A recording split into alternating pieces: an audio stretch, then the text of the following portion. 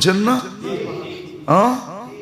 কিন্তু এই শব্দটা নিয়ে উলামায়ে কেরামের মতানৈক্য ছিল যে সর্বহারা বলা ঠিক না, ঠিক না? কিন্তু রমজানের ব্যাপারে ঠিক।